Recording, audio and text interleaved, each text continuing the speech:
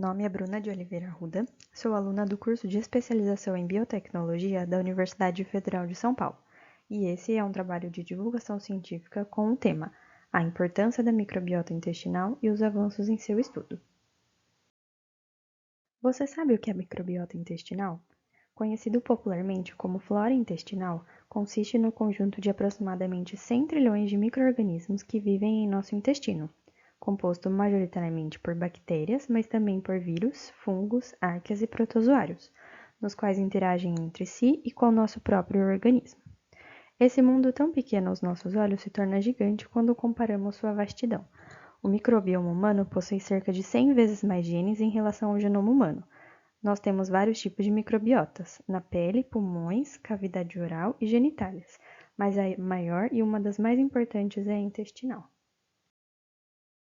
Considerado por cientistas como um órgão humano, devido à sua complexidade e diversidade, a microbiota intestinal é como se fosse uma impressão digital. Cada indivíduo possui uma composição de micro-organismos distinta. Uma microbiota saudável é compreendida pela sua diversidade de micro-organismos, na qual pode ser influenciada por diversos fatores, que vão desde o nascimento e os primeiros anos até o estilo de vida em idades mais avançadas, onde os hábitos e as composições são considerados mais saudáveis, são esses responsáveis por essa influência. Temos como exemplos fatores que influenciam esse arranjo: o aleitamento materno, ao invés de uso de fórmulas infantis, o não uso de antibióticos precocemente ou sem orientação médica, e até mesmo o tipo de parto, onde bebês nascidos por parto normal têm contato direto com o canal vaginal da mãe e assim adquirem passivamente bactérias melhores das comparadas ao de ambientes hospitalares, com grande potencial patogênico, adquiridas no parto cesáreo. Já durante a fase adulta, o estilo de vida contribui muito para essa influência. Dietas baseadas em diversificação de nutrientes e fibras, em oposição ao consumo de produtos processados e ultraprocessados, ricos em gordura, sódio e açúcar. Prática de atividades físicas, extinção do etilismo e tabagismo, qualidade do sono e gerenciamento do estresse. Ter uma microbiota intestinal saudável é de fundamental importância para a nossa saúde, e veremos mais sobre isso adiante. Essa complexa rede de micro-organismos tem importantes funções, dentre elas: auxílio na digestão, com a quebra de enzimas como a lactase, por exemplo, produção de vitaminas, como as vitaminas do complexo B, vitamina K, produção de hormônios que regulam o metabolismo e o controle do peso, como o GLP-1. Modulação do sistema imunológico, onde as bactérias boas, chamadas de comensais, treinam o nosso sistema imunológico, desenvolvendo mecanismos de tolerância para reconhecer e eliminar bactérias nocivas, mas não reagindo contra espécies úteis ou o próprio organismo. E limitam a colonização das patogênicas, aquelas bactérias ruins que podem causar doenças, competindo por espaço e nutrientes. Ajuda no fortalecimento da integridade da barreira intestinal e na produção de muco, influenciando a sua permeabilidade, prevenindo então a entrada de patógenos e suas toxinas na corrente sanguínea. Produz parte dos neurotransmissores totais, como a serotonina, GABA, dopamina, muito importantes na regulação emocional.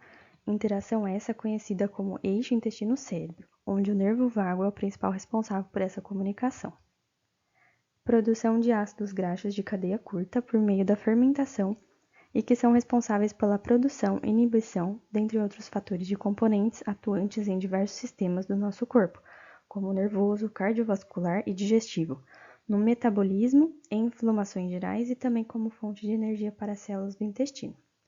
Por isso, é tão discutido sobre a microbiota intestinal e seus vários reflexos em outros órgãos, que muitas vezes nem imaginamos que poderiam estar relacionados. Quando temos esses fatores que influenciam diretamente na existência desses micro-organismos, da nossa microbiota intestinal, sob algum tipo de interferente, pode então haver desequilíbrio das mesmas, onde a quantidade das patogênicas supera a quantidade das benéficas e há também mudanças na sua diversidade.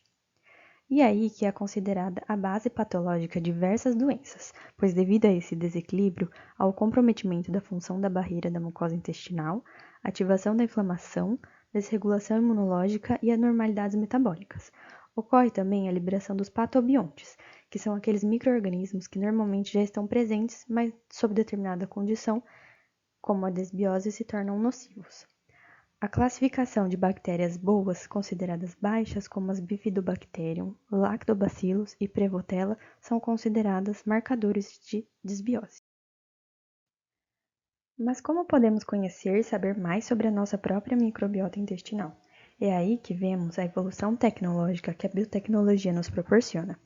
Foi através de revolucionários estudos que hoje podemos realizar não só o estudo e o cultivo de algumas bactérias presentes em nosso organismo, como também o mapeamento de todo o microbioma, análise de suas classes, gêneros e espécies, análise funcional e suas interações umas com as outras e com o nosso corpo através dos estudos ômicos, como o metagenômico, metatranscriptômico, metaproteômico e metabolômico.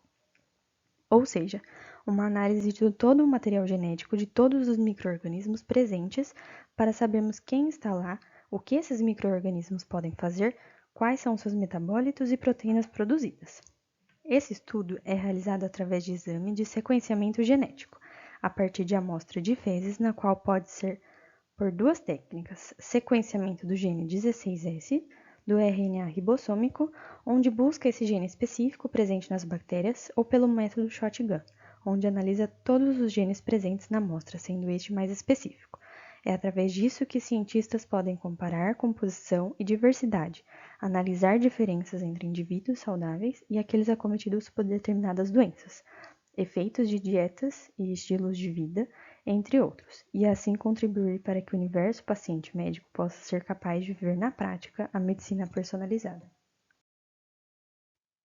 Então, a partir das informações adquiridas por esses mecanismos, o uso da bioinformática nos modelos in silico estão fazendo parte dessa transformação biotecnológica também, e nos auxiliando no tratamento. Modelos in silico são modelos computacionais que são capazes de prever resultados a partir de dados já obtidos e conseguem simular interações e respostas entre determinados fatores. No caso da contenção da desbiose, o alvo terapêutico se concentra em terapias direcionadas, precisas e personalizadas de acordo com o que cada indivíduo apresenta e necessita para restabelecer o seu equilíbrio intestinal. Essas simulações auxiliam na decisão de qual intervenção tem maior probabilidade de sucesso antes de aplicá-la ao paciente. O tratamento desse desequilíbrio envolve mais do que apenas a ingestão de probióticos comuns. Caracteriza por mudanças no estilo de vida, prática de exercícios físicos, ingestão de alimentos saudáveis, suplementação e, em alguns casos, outras intervenções, como medicamentos e o transplante fecal da microbiota de um indivíduo saudável. Tudo depende do resultado desses mecanismos de pesquisa, que levam em consideração as individualidades de cada um. Portanto, esses estudos avançados, como os estudos ômicos e a utilização de ferramentas potentes tecnologicamente, como os modelos in silico, estão se mostrando promissoras na questão do conhecimento e do tratamento da nossa saúde intestinal, na qual, como vimos, se relaciona com diversos outros sistemas humanos, podendo ser específico o suficiente para entender a sua particularidade microbiológica e, assim, aprimorar a qualidade de vida em menos tempo e com mais eficiência. Obrigada!